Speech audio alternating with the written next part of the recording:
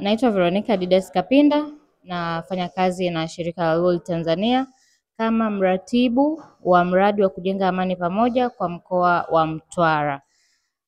Tunatekeleza mradi wa kujenga amani kwa karibu au kwa kushirikiana na mashirika ya wazawa, na tunashirikiana na TABUFO katika utekelezaji wa mradi, lakini kuna mashirika ambayo yalipewa ruzuku ndogo kwa ajili ya kutekeleza shughuli za mradi hasa katika jamii kwa karibu, na moja ya mashirika hayo ni shirika linalopatikana Tandahimba, linajulikana kama Mrasho. Na leo tumekutana hapa pamoja tukishirikiana na mashirika haya kuendeleza shughuli za utekelezaji wa mradi. Na kilichotufanya tukutane hapa, tumeungana na makundi mbalimbali katika jamii, kundi la vijana wa bodaboda, wanawake, lakini pia vijana kama vijana, pamoja na watu wa ulinzi na usalama, wadau wa ulinzi na usalama, polisi kata. Na kikubwa ambacho kimetukutanisha hapa ni katika kujadili namna bora ya kukuza mahusiano ya makundi haya. Tunatambua kwamba katika jamii sasa hivi kumekuwa na malalamiko ya kutokuelewana baina ya vijana na bodaboda pamoja na polisi. Kwa hivyo leo sisi hapa kupitia shirika la Mrasho tumekutana kujadili kuhusu changamoto hiyo, lakini pia kukubaliana kwa pamoja namna nzuri ya kukuza ushirikiano katika makundi hayo na nini kifanyike pia, kwa sababu lengo tunatamani jamii yetu isiwe na migogoro. Tunatamani makundi haya yaelewane. Lengo tunatamani jamii yetu iwe na amani. Kama mradi unavyosema, mradi wa kujenga amani pamoja, tunatamani jamii iwe na amani. Na kupitia makundi haya ambayo leo tumejadili, lakini pia kupeana elimu, tunatarajia kwamba watu hawa wachache wataenda kuwa mabalozi wazuri kwenye jamii yetu. Vijana hawa wa bodaboda ambao tumekutana nao leo wataenda kuwa mabalozi wazuri kwa bodaboda wenzao. Mapolisi hawa ambao leo tulikuwa nao wakitoa elimu pia watatusaidia kufikisha elimu hii kwa mapolisi wengine ambao wanahusika kwa karibu na kufanya kazi na makundi ya vijana. Kwa hivyo tunatarajia baada ya mkutano huu wa leo, jamii yetu itapata elimu na itabadilika. Lengo ni kufanya mabadiliko ili kuwe na amani, kuwe na maelewano, na tukiamini kwamba katika jamii yenye amani na maelewano, basi maendeleo ambayo tunayatarajia kwa vijana, kwa mapolisi pamoja na vijana wa bodaboda yatapatikana. Naitwa Rashidi Mohamed Nampanga, ni bodaboda. Changamoto ambazo tunakutana nazo bodaboda, kwanza tamaa, polisi pamoja na elimu. Nikija kwenye tamaa, hii tamaa tunakutana na mteja ambaye anatupa dau kubwa ambalo sio kawaida kutokana na umbali ambao yanahitaji tumpeleke. Kwa mfano, umbali wa kilomita 5 kikawaida huwa inakuwa 10,000. Lakini tunakutana mteja ambaye anatuahidi mara 5 zaidi ya ile dau ambayo tunalochukua siku zote. Hapo pia na hapo tunashindwa kujizuia. Tunajikuta tunafanya naye kazi kama mteja wa kawaida, hasa ikiwa ile majira ya jioni ile.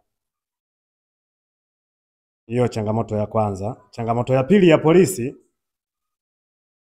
polisi wanapenda kukaa kwenye vituo ambavyo sio sahihi. Yaani polisi unaweza kumkuta polisi amesimama, hana sare, hana kitambulisho chochote kwa haraka cha kumjua yule polisi. Alafu amekaa kichochoroni, sio barabarani. Anakusimamisha. Yaani ukisha simama, cha kwanza anachomoa funguo, baada ya hapo kinachoendelea ni maelezo ya rushwa tu. Hiyo pia changamoto. Changamoto ya tatu ya elimu.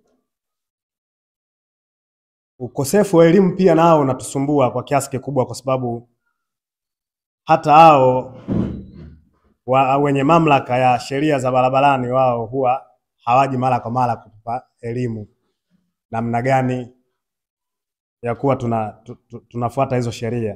Kwa hiyo mara nyingi huwa tunajikuta tunapotea kwa sababu ya hatupewi elimu. Hizo ndo changamoto hasa zinazotusumbua bodaboda. Maoni, ushauri.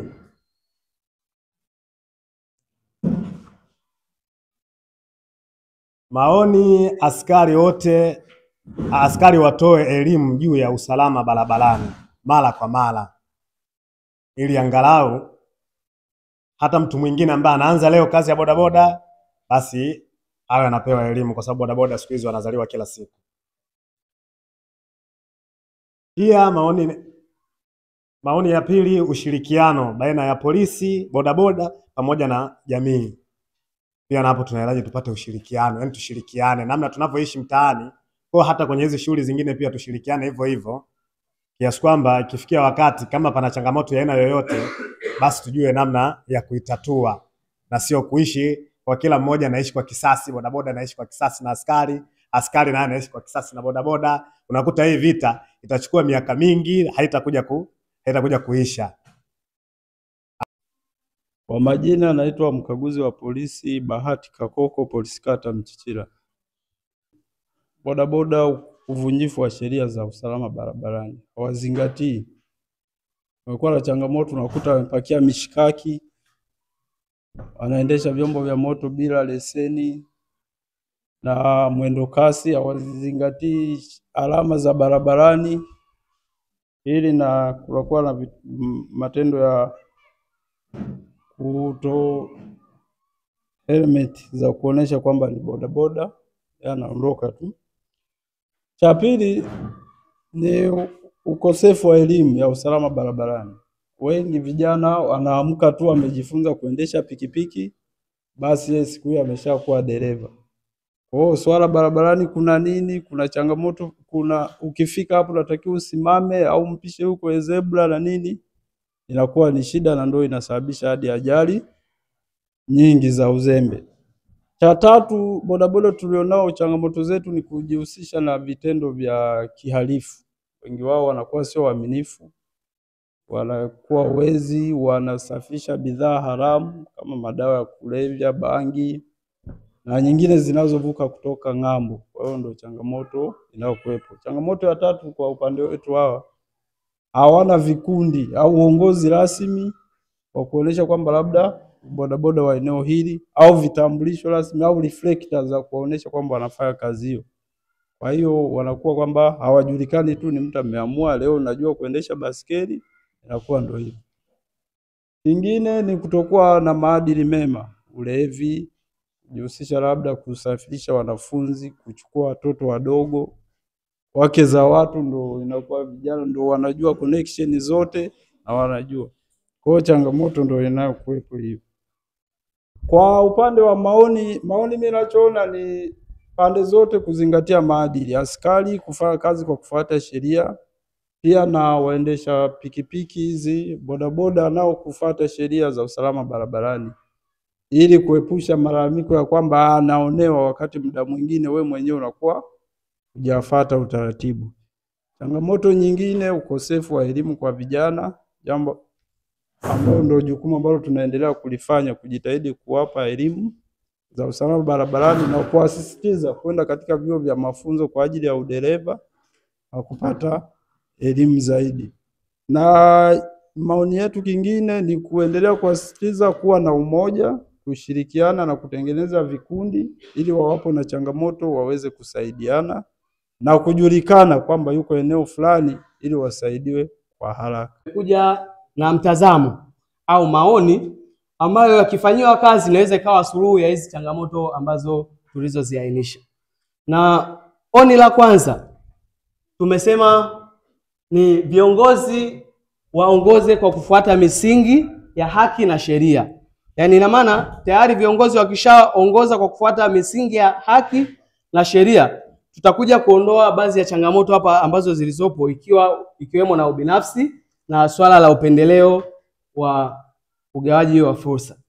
Ila oni jingine tumesema liundwe jukwaa maalum la vijana ili waweze kufikisha maoni yao pia waweze kufikisha mitazamo yao, kwa sababu tukizungumza vijana tunamaanisha ni kundi kubwa ambalo linagusa katika jamii. Hapa tumegawana katika makundi yasiyopungua kama 4 au 3, ila ukitazama katika hayo makundi yote, humo ndani kote huko kuna vijana wapo. Kwa hiyo maana yake sasa, kukiwa kumeundwa jukwaa maalum la kuwakutanisha vijana, tayari itakuwa vijana wana uwezo wa kuzungumza hoja zao ama kufikisha maoni yao juu ya maendeleo ya kata yetu au jamii yetu kwa ujumla au taifa kwa ujumla. Ila oni la mwisho kwa upande wetu ambalo tumeafikiana, tumesema kupewa elimu ya kutambua haki. Sasa hapa ni jukumu la viongozi na wenye mamlaka kutupatia elimu vijana ama kundi hili kubwa la vijana juu ya swala zima la kufahamu sheria zao na mipaka yao iko wapi. Ina maana ikishafanyika hivyo itakuwa hakuna yale masuala ya uvunjifu wa sheria ama vijana hawatovuka mipaka yao ikiwa wanaifahamu. Changamoto iliyopo ni hawafahamu. Kwa hiyo hayo ndio yalikuwa maoni yetu, ila kwa ujumla tumetoa kitu kama pendekezo kwa vijana au rai kwa vijana kwa ujumla.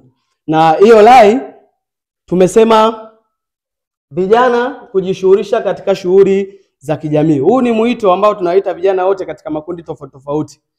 Tuwe na ile hali ya kuthubutu kushiriki katika yale masuala ambayo yanahusika katika jamii. Kwa mfano, tukizungumza kama kutatokea swala fulani la ujenzi, kunajengwa shule, kunajengwa zahanati, kunajengwa kituo cha afya, basi vijana tuwe kipaumbele kwenda kujitolea, kwenda kufanya zile kazi kwa niaba.